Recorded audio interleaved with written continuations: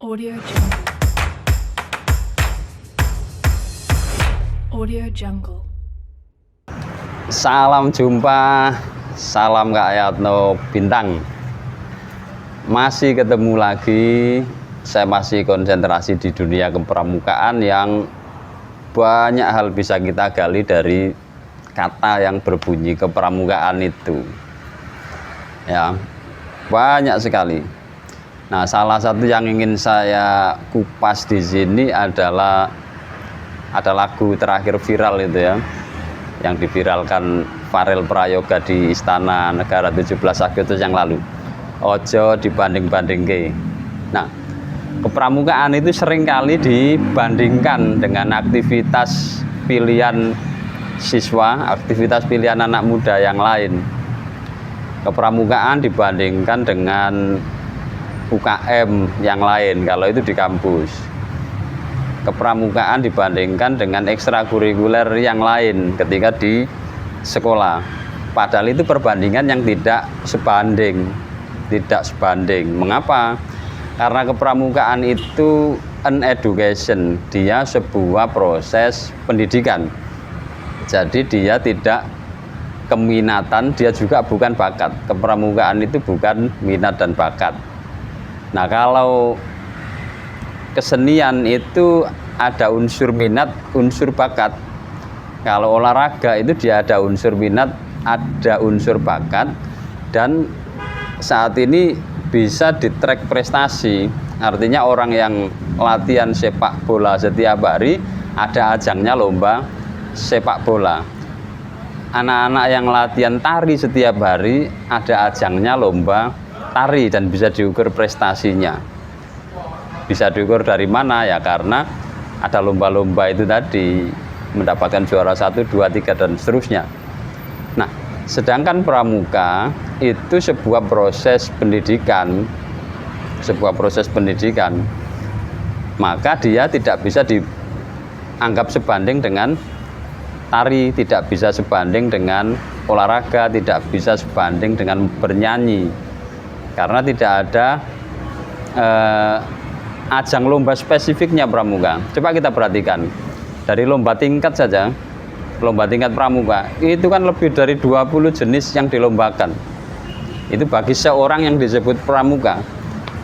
Nah, padahal seorang seniman tari dia hanya bisa menunjukkan ragam tarian. Nah, sedangkan seorang pramuka di dalam lomba tingkat itu dia 20 jenis perlombaan yang dia ikuti, dia geluti. Mulai dari lomba yang bersifat pengetahuan, ada cerdas cermat, ada menghafal doa-doa, ada yang lain-lain dari sisi pengetahuan. Ada juga dari sisi keterampilan. Maka dia keterampilan yang terkait dengan kepramukaan, kekhasan kepramukaan ya. Ada lomba pioneering, ada lomba berbaris, ada lomba semapur dan lain-lain. Sampai seni. Pramuka juga ada lomba seninya ketika di lomba tingkat Penggalang itu. Nah, betapa hebatnya seorang pramuka, satu orang dia bisa menguasai lebih banyak keterampilan-keterampilan, kesenian-kesenian, dan pengetahuan-pengetahuan yang dia kuasai. Karena itu ini pembandingan yang tidak sebanding. Tetapi memang yang tampak di dalam kepramukaan itu ya aktivitas-aktivitas rutin yang tampak itu yang disajikan dalam latihan rutinnya pramuka itu. Ya, pramuka memang ditandai dari aktivitasnya kan. Dia ditandai dari keterampilan barisnya, ditandai dari keterampilan kepramukaan yang lain. Nah, karena itu mari kita mencoba menguatkan persepsi kepada masyarakat bahwa menjadi seorang pramuka itu mendasari profesi-profesi yang lain. Mengapa mendasari? Karena satu, tujuan gerakan pramuka itu membangun karakter seseorang. Nah, karakternya itu apa pramuka itu? Ciri karakternya pramuka itu ya satya dan dharma itu cirinya. Cirinya ya satya dan dharma itu. Jadi seorang pramuka dalam dharmanya dia pasti takwa kepada Tuhan Yang Maha Esa. Pramuka pasti rela menolong dan tabah. Seterusnya sampai pramuka itu suci dalam pikiran, perkataan, dan perbuatan. Tetapi orang mengamalkan semua itu kan tidak hanya dari dia berlatih di pramuka, Kak. Iya, betul. Nah, karena mengapa begitu? Karena sebenarnya orang mengatakan sesuatu, orang berbuat sesuatu itu kan akumulasi dari pengetahuan yang dia dapatkan dari manapun, termasuk dari latihan kepramukaan. Apakah dia mendapatkan pengetahuan lewat sekolah, mendapatkan pengetahuan lewat lingkungannya, mendapatkan pengetahuan lewat guru ngajinya, dan seterusnya. Lalu itu mengendap di pikirannya, kadang hanya sampai di pikiran, tetapi ada juga yang sampai melekat ke dalam dasar hatinya, sehingga itu menjadi sebuah keyakinan. Nah, keyakinan itulah yang akan berpotensi menjadi tindakan seseorang. Nah, lalu bagaimana kita bisa nandai binaannya pramuka dan binaannya yang lain? Nah, ini yang bisa nandai sebenarnya orang pelakunya itu sendiri, ya kan? Kita tidak bisa menjustifikasi seorang dia berbuat baik karena apa? Dia punya alasan tersendiri untuk berbuat baik. Nah, tetapi dengan melekatkan diri menjadi seorang pramuka, maka dia secara otomatis, secara di dalam dasar pikirannya itu, saya berbuat baik ini karena saya ingat dasar dharma saya, misalnya begitu. Maka itu sudah membuktikan dia seorang pramuka. Nah, yang hebat itu yang menciptakan janji pramuka.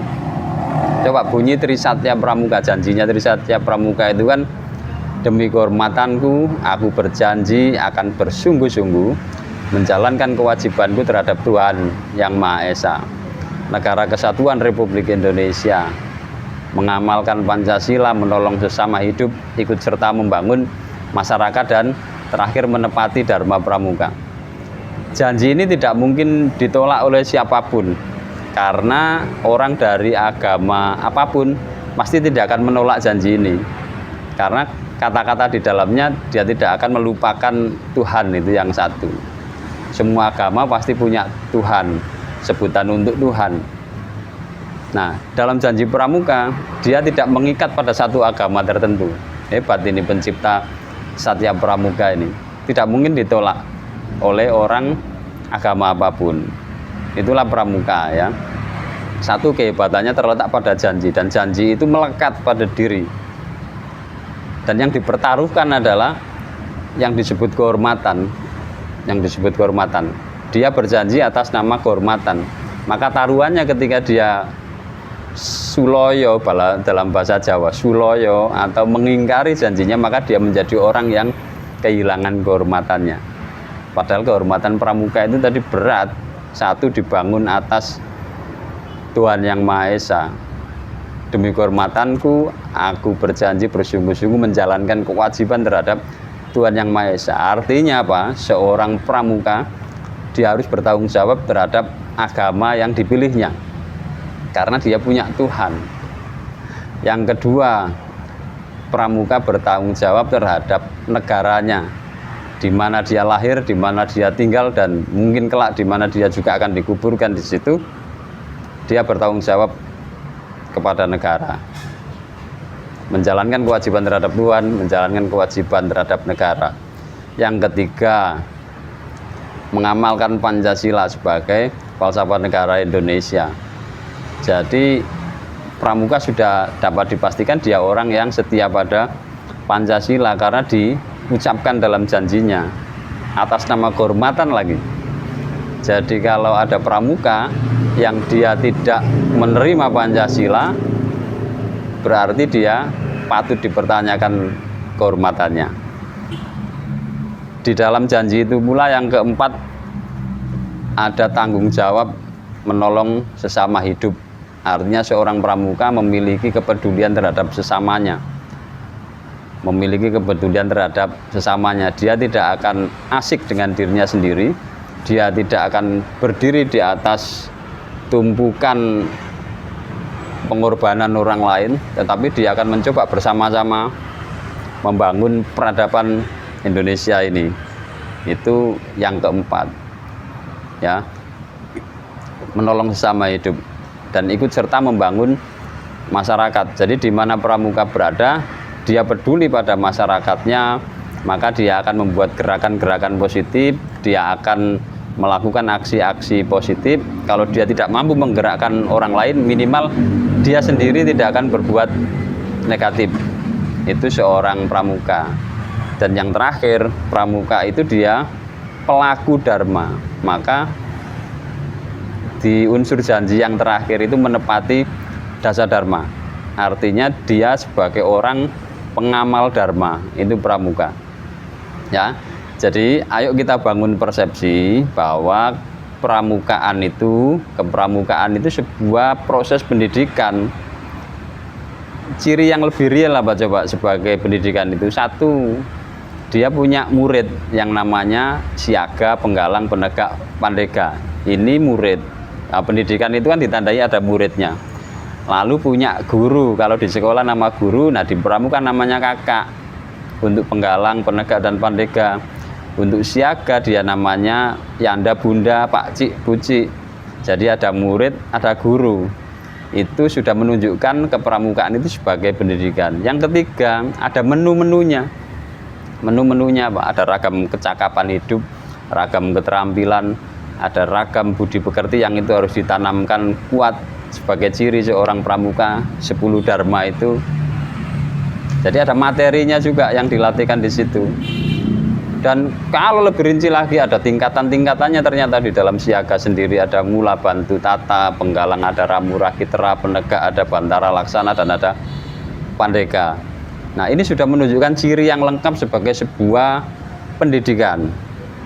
Lalu ada tempat belajarnya. Di mana tempatnya? Di alam terbuka. Tetapi dia juga punya markas namanya sanggar kalau di gugus depan. Kalau di atasnya lagi ada markas namanya kuartir, dari ranting sampai nasional. Tandanya juga ada lembaga yang menaungi itu.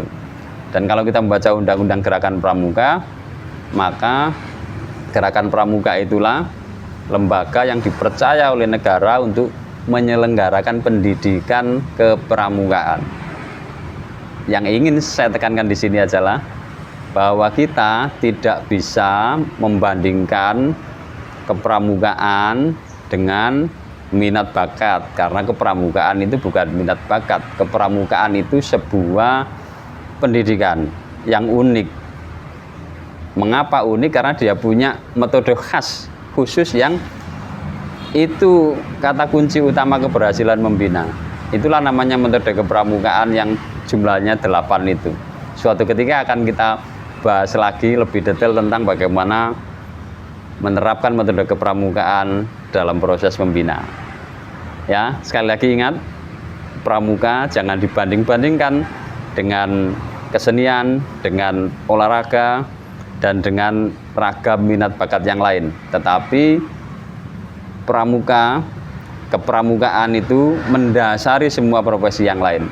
Yakin kalau seorang atlet itu dia mengalami pendidikan kepramukaan, dia akan menjadi atlet yang sportif, dia akan menjadi atlet yang gigih, dia akan menjadi atlet yang bertanggung jawab, dan yang paling penting dia akan menjadi atlet yang mencintai tanah airnya, kuat kebangsaannya. Begitupun ketika dia jadi seniman, dia akan jadi seniman yang juga kuat jati dirinya, kuat kebangsaannya, kuat karakternya. Dia tidak akan jadi seniman yang amburadul, dia tidak akan jadi seniman yang identik dilekatkan dengan dunia malam dan seterusnya, karena dia sudah dapat pondasi lewat pendidikan kepramukaan. Sampai jumpa di kesempatan yang lain. Salam Kak Yatno Bintang.